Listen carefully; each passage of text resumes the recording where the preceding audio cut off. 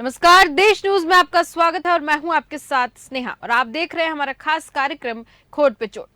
भोपाल की मोती मस्जिद इलाके में स्थित सुलेमानिया स्कूल को रिनोवेशन के चलते दूसरे स्कूल में शिफ्ट कर दिया गया है। इसे लेकर अभिभावकों में खास नाराजगी है। इस मामले में स्कूल प्रशासन और अभिभावकों का विवाद इतना बढ़ गया है कि अब पेरेंट्स बच्चों को स्कूल भेजने की बजाय स्कूल की पुरानी बिल्डिंग के दरवाजे पर ही पढ़ाना शुरू कर दिए हैं।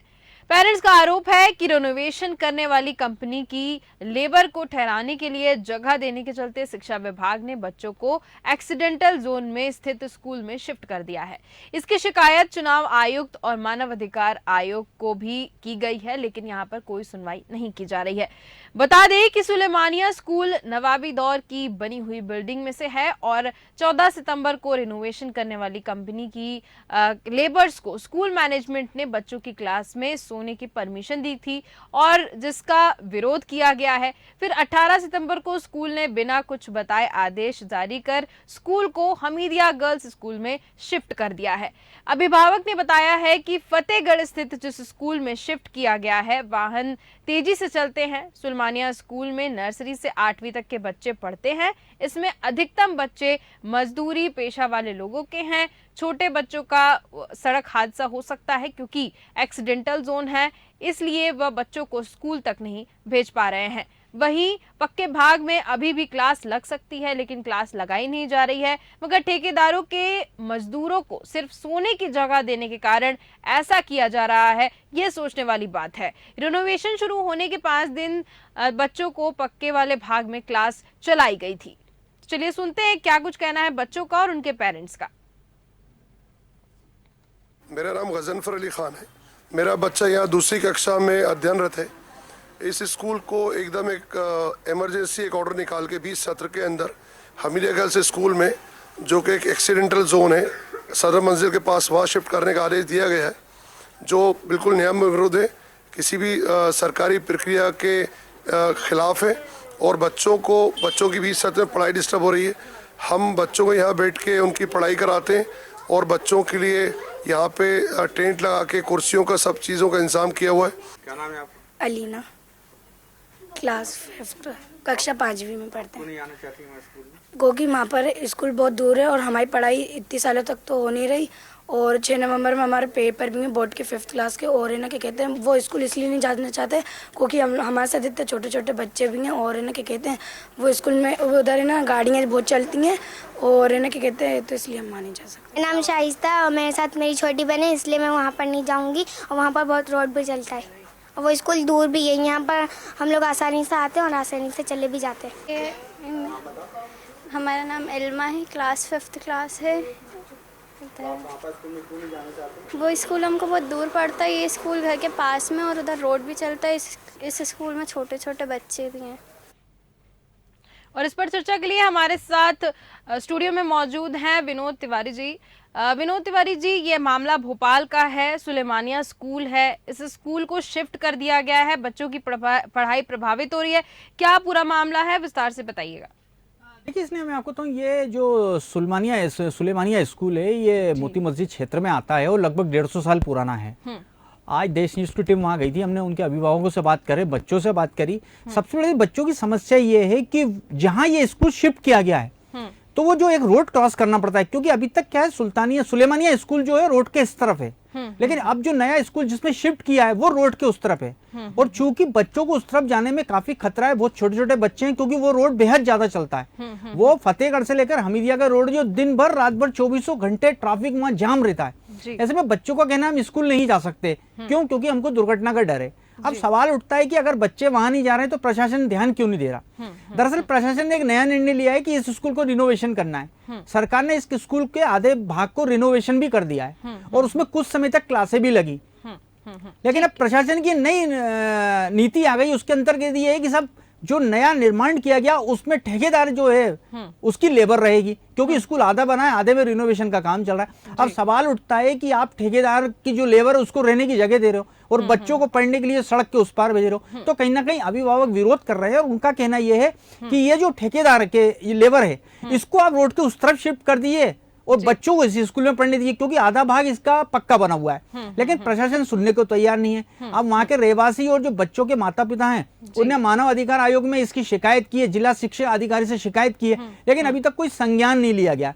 जब अभिभावकों ने देखा कि हमारी सुनवाई नहीं हो रही है, क्योंकि बच्चों के भविष्य का सवाल है, तो पूरे अभिभावकों ने बच्चों को पुराने स्कूल के सामने, गेट के सामने ही पढ़ाना शुरू कर दिया और लगातार वो बच्चों को वहीं पढ़ा रहे हैं। आपने जिस तरह सुना, बच्चों का ये कहना है कि हम उतनी दूर नहीं जा सकते क्योंकि हमको रोड क्रॉस करना पड़ता है, वहां दुर्घटना हो सकती है, ये स्कूल पास पड़ता था। तो कहीं ना कहीं अभिभावकों का गुस्सा जायज है, लेकिन प्रशासन इस तरफ क्यों ध्यान नहीं दे रहा है, ये एक सोचने लायक बात है। जबकि इस बारे में जो वहाँ की प्रिंसिपल है उनका कहना है कि हमने जिला शिक्षा अधिकारी को इस घटना से अवगत करा दिया है, लेकिन उसका कोई जवाब नहीं मिला। तो अब देखना होगा कि किस तरह से जिला प्रशासन इस पर निर्णय लेता है, क्या बच्चों को उसी स्कूल में भेजता है या नए स्कूल में भेजता है स्नेहा। ठीक है विनोद जी, यहाँ पर एक और बात सामने निकल के आई है कि यहाँ पर शिकायत की गई है, लेकिन शिकायत करने के बाद भी यहाँ पर किसी का ध्यान नहीं, यानी कि छोटे बच्चे हैं, प्राइमरी स्कूल तक के बच्चे यहाँ पर पढ़ रहे हैं और छोटे बच्चे अगर रोड क्रॉस कर, क्योंकि वो एक्सीडेंटल एरिया जो नई जगह शिफ्ट किया गया है वो एक्सीडेंटल एरिया है,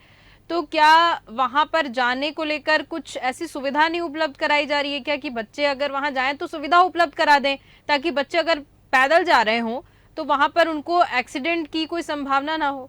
नहीं देखिए, इसमें मैं आपको सबसे बड़ा जो ये एरिया है फतेहगढ़ से लेकर और मतलब इकबाल मैदान से लेकर और जो हमीदिया के हॉस्पिटल तक का जो गेट है, ये उस रोड को क्रॉस करना पड़ता है और ये रोड 24 घंटे चलता है। मैं आपको बताऊं, रात में ही बंद। और सबसे बड़ी बात क्या है, कायदे से देखा जाए तो कानूनी तौर पे वन वे रोड है, लेकिन क्या होता है यहाँ से जाने वाला भी जाता है और जो हमीदिया से लौट के आते हैं वो भी वन वे में जो है घुस जाते हैं, तो उससे ट्रैफिक बहुत ज्यादा होता है। अब समस्या है जो छोटे बच्चे हैं, क्योंकि स्कूल ही 1 से लेकर 8वीं तक है, तो छोटे छोटे नन्हे बच्चे हैं, वो इतने समझदार नहीं होते कि रोड क्रॉस कर ले, और निश्चित अगर वो रोड क्रॉस करने की कोशिश करेंगे दुर्घटना का शिकार हो जाएंगे, क्योंकि रोड बहुत ज्यादा चलता है। और उनके अभिभावक जो मांग कर रहे हैं वो न्यायोचित मांग है उनकी, क्योंकि इतने छोटे बच्चे, रोड इतना चलता है कि आप, मैं बोलता रहा हूँ, आप, मैंने खुद देखा वहां जाके, आज वहां रोड क्रॉस करना बच्चों के बस में नहीं है। अब या तो सरकार उनको व्यवस्था करे, या तो सबवे बनाए, या उनके लिए कोई ऐसी व्यवस्था करे जिससे बच्चे क्रॉस करके जाएं। क्योंकि जो अभिभावक की मांग है, छोटे बच्चे हैं, नादान बच्चे हैं, तीसरी चौथी के बच्चे हैं, वो इतने ट्रैफिक में रोड को जो है पार नहीं कर सकते। और अभिभावक की मांग है कि जो आधा स्कूल रिनोवेशन हो गया है उसमें इन बच्चों की क्लास लगा जाए। और आप बताइए ना, अगर जो ठेकेदार की लेबर है वो तो समझदार है ना, उसको आप रोड किराने शिफ्ट कर दीजिए ना, वो वहां से यहाँ तक आ सकते हैं, लेकिन बच्चे तो नहीं जा सकते ना। लेकिन जिला प्रशासन क्यों ध्यान नहीं दे रहा है, सबसे बड़ी बात। हालांकि लोगों ने मानव अधिकार में शिकायत कर दी है, जिला शिक्षा अधिकारी से शिकायत की है, उसके बाद भी अगर सरकार नहीं सुन रही है तो कहीं ना कहीं सरकार को संज्ञान लेना पड़ेगा। स्नेहा, बिल्कुल, यहाँ पे विनोद जी, यहाँ पर ठेकेदार की दबिश सामने आ रही, क्योंकि यहाँ पर अगर ठेकेदार उतना समझदार होता तो वहां पर अपने लेबर्स को रोकने की बात ही नहीं होती, वहां पर खुद ही वो वहां से हट जाता। और कहीं ना कहीं अगर लेबर्स को रोकने की बात की जा रही है वहां बच्चों के स्कूल में और इस वजह से स्कूल को शिफ्ट कर दिया गया है, यानी कि किसी प्रकार की यहाँ पर दबिश सामने आ रही है। बात ये जो बिल्डिंग है पुरातत्व के अंतर्गत आती है, और पुरातत्व के अंतर्गत संस्कृति विभाग जो होता है वो इसका मेंटेनेंस कर रहा है, और रिटायर्ड अधिकारी है MM उपाध्याय, वो इस स्कूल का पूरा रेनोवेशन का कार्य देख रहे हैं। अब सवाल वही उठता है कि जब सरकारी कोई कार्य करता है तो वहां लापरवाही बहुत ज्यादा होती है और सामने नजर आ रही है। क्या ठेकेदार को नजर नहीं आ रहा, क्या अधिकारी को? तो ठेकेदार MM उपाध्याय सरकारी पद से रिटायर्ड है, वो पूरा रिनोवेशन करवा रहे हैं। उनको सब समझ में आ रहा है कि बच्चे छोटे हैं, स्कूल के उस तरफ नहीं जा सकते हैं क्योंकि बच्चों को एक्सीडेंट का डर है, लेकिन उसके बाद भी अगर वो वहां से लेबर को शिफ्ट नहीं कर रहे तो कहीं ना कहीं साफ समझ में आ रहा है कि जो वहाँ के अधिकारी हैं वो ध्यान नहीं दे रहे हैं। और अभिभावकों को क्यों तंबू लगा के बैठना पड़ा, क्योंकि उनकी सुनवाई नहीं हो रही। तो कहीं ना कहीं संस्कृति विभाग के जो ये अधिकारी पूरा रिनोवेशन का काम देख रहे हैं, ये उनकी जवाबदारी बनती है कि या तो उस स्कूल को शिफ्ट करें, या बच्चों को जो नई बिल्डिंग बनाई उसमें शिफ्ट करें, या अपनी लेबर को शिफ्ट करें। और अगर आप नहीं कर सकते हो तो कम से कम जिला शिक्षा अधिकारी को उसकी जानकारी तो दो, अभिभावक को समझाएं वो क्यों नहीं कर पा रहे हैं, तो उसका हल दूसरा निकाला जाए, क्योंकि इसके अलावा कोई हल नहीं है। बच्चे इतनी दूर नहीं जा सकते अगर बच्चों के अभिभावक जो है दुर्घटना से बचने के लिए, क्योंकि सबसे बड़ी बात यह कि जिस स्कूल में ये बच्चे पढ़ते हैं वहाँ कई बच्चे गरीब तबके के हैं जिनको सरकार से कापी किताब पेन मिलती है। अब ऐसे मान लीजिए कल को जी यहाँ पर एक और चीज सामने आई है कि जैसा कि आपने कहा कि गरीब तबके के बच्चे हैं, तो यहाँ पर मुख्यतः जितने भी बच्चों की लिस्टिंग की गई है उसमें यही निकला है कि जितने भी लेबर ग्रेड के जो लोग हैं उनके बच्चे वहां पे पढ़ने जा रहे हैं। यानी कि कुछ ऐसा तो नहीं है कि इस सेक्शन की तरफ ध्यान नहीं दिया जा रहा है कि हाँ अगर ऐसे बच्चे हैं गरीब तबके तो इनके ऊपर कौन ध्यान देगा, शासन प्रशासन भी। इसलिए क्या ये वजह है क्या कि इस वजह से ये एक्टिव नहीं है? तो शिक्षा में कुछ भेदभाव नहीं होना चाहिए। कोई प्राइवेट स्कूल तो है नहीं जो मनमानी कर ले। काफी पुराना 150 साल पुराना ये भवन बना हुआ है, काफी लंबे समय से ये स्कूल जो है चर्चा में रहा है। भोपाल की शान माना जाता है स्कूल। कई बच्चे इसमें पढ़ के जो अच्छी जगह पे निकले हैं, तो कहीं ना कहीं स्कूल सही है। लेकिन सवाल उठता है, एक तरफ मुख्यमंत्री सीएम राइज स्कूल की बात कर रहे हैं, बच्चों को अच्छी शिक्षा देने की बात कर रहे हैं, लेकिन दूसरी तरफ अधिकारी नहीं सुन रहे हैं। तो जिला प्रशासन को ध्यान देना चाहिए और कम से कम बच्चों की शिक्षा की व्यवस्था करना चाहिए, क्योंकि इसमें एक हल हो सकता है कि जो ठेकेदार की लेबर है उसको नए वाले भवन में जहां शिफ्ट कर रहे हैं वहां शिफ्ट कर दे और बच्चों को यहाँ रहने दे, क्योंकि लगभग 89 बच्चे हैं और 89 बच्चों के लिए पर्याप्त जगह है जो पक्की बन चुकी है। और उसमें जो एमएम उपाध्याय जो वहां का रिनोवेशन का कार्य देख रहे हैं, वो चाहे तो बच्चों को शिफ्ट कर सकते हैं। लेकिन कहीं ना कहीं क्या रवैया उनका चल रहा है, आखिर क्यों बच्चों को शिफ्ट नहीं कर रहे हैं, ये भी एक बहुत बड़ा सवाल है। लेकिन उनसे मुलाकात करने की कोशिश की, उनसे मुलाकात नहीं हो पाई। हालांकि लोगों ने जो वहां के पार्षद है उनसे भी शिकायत की है, पार्षद भी इस पे संज्ञान ले रहे हैं। लेकिन अब आने वाला समय बताएगा कि किस तरह की कार्रवाई जिला प्रशासन इस मामले पे करता है। स्नेहा, ठीक है विनोद जी, यहाँ पर जैसे पेरेंट्स से बात हुई उसमें ये सामने निकल के आया है कि जो नई बिल्डिंग है, जो पुरानी बिल्डिंग बन रही है, जो रेनोवेट हो रही है, वहीं पर एक पक्की जगह है, वहां पर भी क्लासेस लगाई जा सकती हैं। लेकिन वहां पे 5 दिन क्लासेस लगाई भी गई हैं, उसके बाद बच्चों को वहां पे शिफ्ट कर दिया गया है। यानी कि यहाँ पर जोर जबरदस्ती नजर आ रही है। इस स्कूल के आसपास काफी गंदगी का ढेर है। लगातार पुराने भोपाल में क्या सकरी गलियां ज्यादा हैं, आगे स्पेस नहीं है जाने का, तो क्या बड़ी गाड़ी जा नहीं पाती। और जो छोटी गाड़ियां होती हैं जिसे हम रिक्शा कहते हैं या ठेले पे या मेटाडोर जिससे कचरा उठता है, वो उससे बराबर सफाई नहीं हो पाती। तो एक कारण ये भी है कि स्कूल के सामने बहुत ज्यादा ढेर लगा हुआ है। दूसरी बात ये है कि जो बच्चे हैं वो पढ़ाई तो करना चाहते हैं, लेकिन उनको पर्याप्त तो सुविधा नहीं मिल रही है। अब बच्चों की परीक्षा चलने वाली है, बोर्ड की परीक्षा है। जैसे एक बच्ची ने खुद ने बताया कि मेरी बोर्ड की परीक्षा है, लेकिन मैं शिक्षा पर ध्यान नहीं दे पा रही। क्यों? क्योंकि मामला उसी में उलझ गया है। कभी बच्चों को उस तरफ भेज देते हैं, बच्चे के पेरेंट्स बोलते हैं नहीं पुराने स्कूल के सामने बैठ के पढ़ाई करो, और सरकारी जो तंत्र है वो दबाव बना रहा है कि नई क्लास में जाओ। सवाल उठता है, बच्चों की जिंदगी से खिलवाड़ हो जाएगा। अगर बच्चे रोड क्रॉस करने की कोशिश करेंगे तो निश्चित ही बड़ी दुर्घटना होगी, ये समझ में आ गया आज। तो जिला प्रशासन को कहीं ना कहीं बहुत जल्द कदम उठाना पड़ेगा और पेरेंट्स की बात को मानना पड़ेगा। हालांकि देखिए, मैं आपको बता दूं, मानव अधिकार आयोग में जो इनके अभिभावक है उनने मामला संज्ञान में लिया है, लेकिन मानव अधिकार आयोग जल्दी इस पर निर्णय लेगा। लेकिन उसके पहले बेहतर होगा कि जिला प्रशासन कोई कार्रवाई करते हुए बच्चों की समस्या का हल कर दे। स्नेहा जी विनोद जी, लेकिन ये सुलेमानिया स्कूल का जो मामला है वो काफी पहले से, यानी कि 1.5-2 महीने पहले से ही सामने आ चुका है और सबके संज्ञान में है। लेकिन इतना लेट लतीफ क्यों हो रहा है इस मामले को लेकर, इतनी लापरवाही क्यों हो रही है? क्योंकि छोटे बच्चों का यहाँ पे सवाल है, छोटे बच्चे स्कूल जा रहे हैं, उतने बड़े बच्चे नहीं है कि समझदारी से जाएं। और अगर वहाँ पे बच्चे स्कूल पढ़ने नहीं जा रहे हैं, जिस जगह पे उनको बुलाया जा रहा है, तो यहाँ पे पढ़ाई भी उनके नुकसान में है। तो यहाँ पर 1.5-2 महीने पहले से ये मामला सामने आया, तो अभी तक क्या वजह है कि अभी तक इस पे सुनाई नहीं हुई? स्नेहा जी, मैंने इस मामले में एक अधिकारी से बात की, लेकिन वो कैमरे के सामने नहीं आया। लेकिन उन्होंने मुझे ये बताया कि चूंकि ये काम बड़ी तेजी से चल रहा था, चूंकि ये पर्यटन विभाग, संस्कृति विभाग कर रहा है इसका रेनोवेशन का काम, लेकिन कहीं नहीं, अभी बीच में बरसात आ गई तो काम रोकना पड़ा। और ये भी एक तथ्य छुपा नहीं किसी से कि सरकारी काम बड़े सुस्त धीमी गति से चलते हैं, मैं आपको बता रहा हूँ। और जिस तरह से इसमें धीमी गति का उपयोग कर गया, उसका कारण ये कि आधा स्कूल ही बन पाया। भाई, सरकार के पास फंड की कोई कमी नहीं है। अगर संस्कृति पर्यटन विभाग इसको मैनेज कर रहा है तो फंड तो दे रहा होगा, लेकिन कहीं ना कहीं जो अधिकारियों का जो काम करने का तरीका होता है वो थोड़ा संदेहास्पद है इसमें। अगर सही तरह से वो ध्यान देते तो ये स्कूल शायद पहले तैयार हो जाता, लेकिन अधिकारियों ने ध्यान नहीं दिया, बच्चों की चिंता नहीं करी। चूंकि ये कायदे से देखा जाए तो ये जो इमारत है ये 150 साल पुरानी है, ये एक तरह से खतरनाक बोला जा सकता है इसको। और ये भी एक शासन का नियम हो सकता है कि बच्चों की सुरक्षा के लिए स्कूल को दूसरी जगह शिफ्ट कर रहे हो। और ये भी हो सकता है कि जब सही हो जाए तो बच्चों को इसमें ले आए। बिल्कुल। तो कहीं ना कहीं ऐसा नहीं है कि प्रशासन की पूरी स्नेहा गलती हो, लेकिन अभिभावकों को इसके बारे में सोचना पड़ेगा। स्नेहा विनोद जी, लेकिन जैसे आपने कहा ना कि यहाँ से शिफ्ट किया गया है, वो बिल्डिंग खतरनाक हो सकती, काफी पुरानी बिल्डिंग है, इसलिए इस वजह से बच्चों को शिफ्ट किया गया। तो अगर शिफ्ट भी किया गया है बच्चों को, तो वहाँ पर फैसिलिटी देनी चाहिए, क्योंकि जैसा कि गवर्नमेंट स्कूल है तो यहाँ पर गवर्नमेंट की तरफ से उनको फैसिलिटी ऐसी कुछ देनी चाहिए कि स्कूल तक पहुंचाने की अगर फैसिलिटी होगी तो एक्सीडेंटल एरिया से तो बच्चे बच जाएंगे, बच्चों को वहां जाने से कोई दिक्कत नहीं है। बात वहां पे है कि एक्सीडेंटल एरिया जो है उस वजह से पेरेंट्स नहीं चाह रहे हैं और बच्चे भी नहीं चाह रहे कि हम वहां जाएं।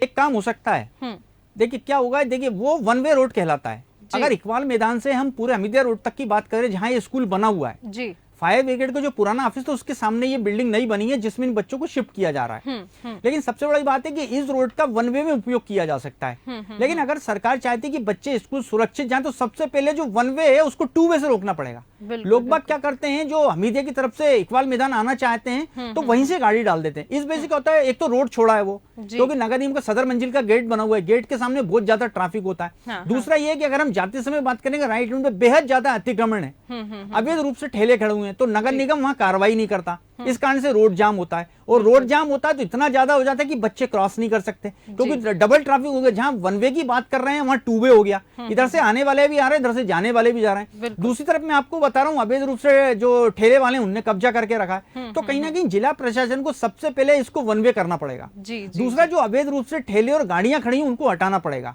उसके बाद ट्रैफिक के जवान की, महिला और जेंट्स मतलब पुलिस की व्यवस्था कर दी जाए कि जितनी देर बच्चे निकल रहे हैं उतनी देर ट्रैफिक को रोक दिया जाए, बच्चे क्रॉस कर लें। क्योंकि जब तक प्रशासन इस तरह के कदम नहीं उठाएगा जब तक बच्चे स्कूल नहीं जा पाएंगे, क्योंकि वो रोड बहुत बेहद ज्यादा चलता है। क्योंकि उसको वन वे को टू वे बना दिया है। अच्छा, सरकारी नियमों का दुरुपयोग बहुत ज्यादा होता है, कोई कहीं से भी गाड़ी डाल देता है वहां, अवैध रूप से अतिक्रमण बढ़ रहा है। जिला प्रशासन को ध्यान देना पड़ेगा। अगर जिला प्रशासन कमर कस ले तो ये बच्चे आराम से स्कूल तक पहुंच सकते हैं, लेकिन थोड़ी सी उसमें कसरत जिला प्रशासन को करना पड़ेगी। एक तो वन वे बना दे, दूसरा ट्रैफिक पुलिस की व्यवस्था करा दे, या वार्डन को खड़ा कर दे कि वार्डन इस रोड से उस रोड पे इसको क्रॉस करा दे बच्चे को। बिल्कुल। विनोद जी, यहाँ पर जैसे कि आपने बताया तो उससे साफ नजर आ रहा है कि कहीं ना कहीं मिली जुली लापरवाही देखने को मिल रही है, क्योंकि यहाँ पे प्रशासन भी अलर्ट नहीं है। यहाँ पर हम प्रिंसिपल को लेके बात करें तो इतने दिन से अगर ये मामला है तो प्रिंसिपल भी एक तरीके से यहाँ पर बिल्कुल भी अलर्ट नजर नहीं आ रही, यानी कि मिली जुली जो है लापरवाही है। साथ ही एक और बात है कि अगर हम यहाँ पर बच्चों की शिक्षा की बात करें, जैसा कि पेरेंट्स ने बताया, देश न्यूज़ की टीम वहां पे गई थी तो पेरेंट्स में 2-3 बच्चे सिर्फ वो नए वाले स्कूल में जा रहे हैं, यानी कि बाकी बच्चे जो हैं उनकी शिक्षा पर कितना बड़ा असर पड़ रहा है। इतने दिनों से क्लासेस अटेंड नहीं कर पा रहे हैं। एक बच्ची ने बताया कि 5वीं बोर्ड की परीक्षा है, यानी कि बच्चे अपनी पढ़ाई के लिए बिल्कुल सक्रिय हैं, लेकिन यहाँ पर स्कूल को या शिक्षकों को या प्रशासन को, शासन के इस पे बच्चों की पढ़ाई पे कोई भी प्रभाव नहीं है। बच्चे स्कूल जाएं या ना जाएं, यहाँ पर किसी को फर्क पड़ने वाला नहीं है। विनोद जी, देखिए इसलिए मैंने आपको बताया ना, देखिए कोई भी सरकारी काम है, सरकार में कोई हस्तक्षेप करना नहीं चाहता। अगर बच्चे का रिजल्ट बिगड़ जाएगा, बच्चे का, अभी छोटे छोटे बच्चे हैं, अगर 5वीं क्लास का एग्जाम देने जाए उनका रिजल्ट बिगड़ जाएगा तो उनका भविष्य बर्बाद हो जाएगा। जिला प्रशासन को ध्यान देना चाहिए। दूसरी बात यह है कि अगर मैं जो वहाँ की प्राचार्य या रचना पांडे, उनसे कई बार मैंने जानने की कोशिश की, उनने सीधे सीधे एक जवाब दे दिया कि मैं कलेक्टर कार्यालय में मीटिंग में व्यस्त हूँ। तो कहने का स्पष्ट नजर आ रहा है कि प्राचार्य अपना पक्ष रखना नहीं चाह रहे हैं, जो विधायक, जो पार्षद है वहाँ के, वो अपना पक्ष रखना नहीं चाह रहे हैं। बेचारे अभिभावक परेशान हो रहे हैं। जब अभिभावकों ने देखा कि प्राचार्य भी नहीं सुन रहे हैं, जिला शिक्षा अधिकारी भी नहीं सुन रहे हैं, पार्षद भी नहीं सुन रहा है, तो उन्हें मानव अधिकार आयोग की शरण में चले गए। अब मानव अधिकार आयोग इस पे संज्ञान लेगा और जब आदेश करेगा तब कुछ होगा। लेकिन ना कहीं अगर बच्चों का भविष्य बनाना है तो इसमें सरकार को तुरंत निर्णय लेना पड़ेगा और बच्चों के लिए ऐसी व्यवस्था करना पड़ेगी ताकि बच्चों की शिक्षा बाधित ना हो। और जैसे वो बच्ची ने बताया कि उसकी बोर्ड की परीक्षा है तो कुछ समय बाद एग्जाम होंगे तो उसके लिए वो तैयारी कर सके। तो जिला प्रशासन को सख्त कदम उठाते हुए बच्चों की ऐसी व्यवस्था करनी पड़ेगी कि अगर पुराने स्कूल में रहते हैं तो उनको वहां बैठने जाए, और अगर नए स्कूल में शिफ्ट करते हैं तो उनकी जो तकलीफ है, जो वो बोल रहे हैं, उसका अंत किया जाए। जी विनोद जी, यहाँ पर जैसे कि आपने बताया कि आपके अधिकारी से बात हुई है इस मामले को लेकर, क्या लगता है कब तक इसका निराकरण हो सकता है? कब तक बच्चे वापस से अपनी परीक्षा के लिए तैयारी कर सकते हैं और अच्छे से शिक्षा प्राप्त कर सकते हैं?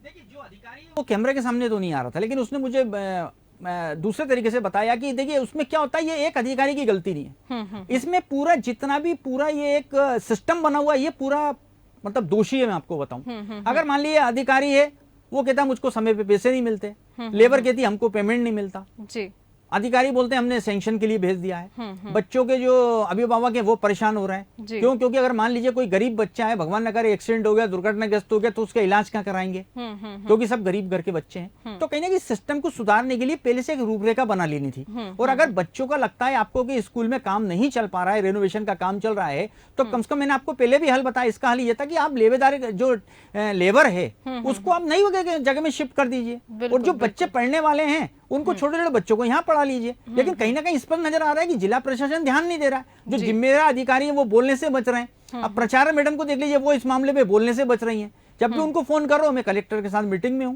अरे भाई मीटिंग में तो आप अपना पक्ष तो रखिए ना। भाई आपने क्या जिला प्रशासन से बात करी, अपनी रिपोर्ट क्या लगाई, अगर आप क्या क्यों बच्चों को वहां भेजना चाहती है और बच्चे भेज अगर वहां नहीं जा रहे हैं तो किस कारण से नहीं जा रहे हैं? क्या बच्चों ने उनसे शिकायत नहीं की होगी? क्या अभिभावक ने उनकी शिकायत नहीं की होगी? लेकिन कहीं ना कहीं मैंने आपको एक पूरा सिस्टम जो है, ये पूरा सिस्टम दोषी है। वो जब तक सिस्टम सही नहीं होगा, जब तक बच्चों को न्याय नहीं मिलेगा। इसने बिल्कुल विनोद जी, 2-2.5 महीने से ये मामला सामने आया है और अभी पेरेंट्स की शिकायत गई, बच्चों की शिकायत गई और भी लोगों ने शिकायत की होगी, लेकिन इस पर जो है ध्यान नहीं दिया जा रहा है।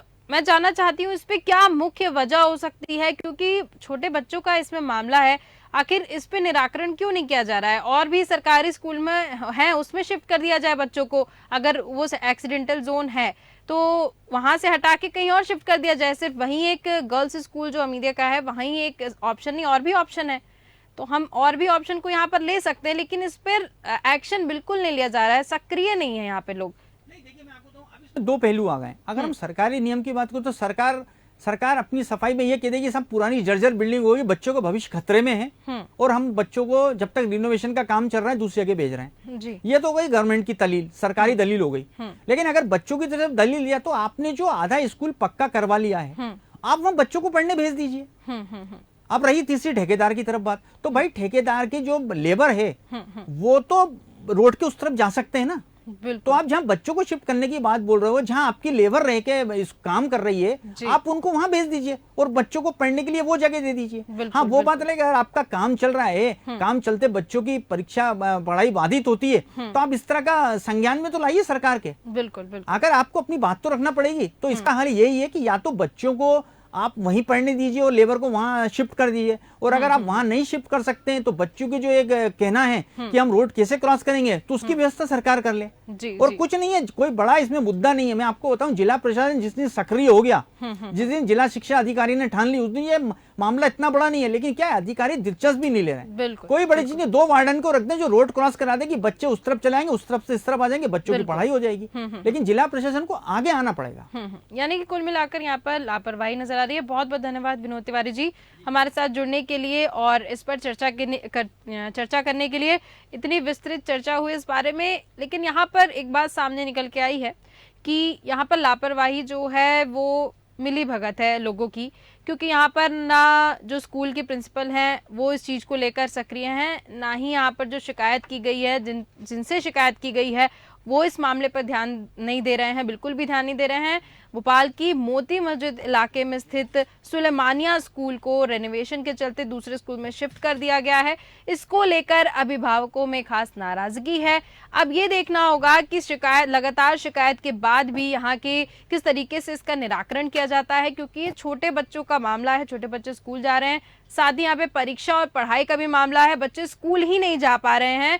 कुछ बच्चों का कहना है कि उनके बोर्ड के एग्जाम हैं, उसकी वजह से उनकी पढ़ाई बहुत ज्यादा प्रभावित हो रही है। अब इस मामले को लेकर देखने वाली बात होगी कि किस तरीके से इसका निराकरण निकाला जाता है, और खास बात यह कि कब इसका निराकरण निकाला जाता है, क्योंकि इस मामले को 2 से 3 महीने हो चुके हैं और अभी तक इस पर कुछ भी ऐसे रिजल्ट सामने नहीं आए हैं जिसकी वजह से बच्चे और पेरेंट्स में कुछ खुशी हो, क्योंकि यहाँ पर दोनों को झेलना पड़ रहा है, बच्चों को भी झेलना पड़ रहा है, साथ ही साथ उनके पेरेंट्स को भी झेलना पड़ रहा है। तो देखने वाली बात होगी कि आखिर इस पर कब तक इसका सोल्यूशन निकल पाता है, कब तक इसका निराकरण हो पाता है। फिलहाल के इस कार्यक्रम में सिर्फ इतना ही। देखते रहिए देश न्यूज। नमस्कार।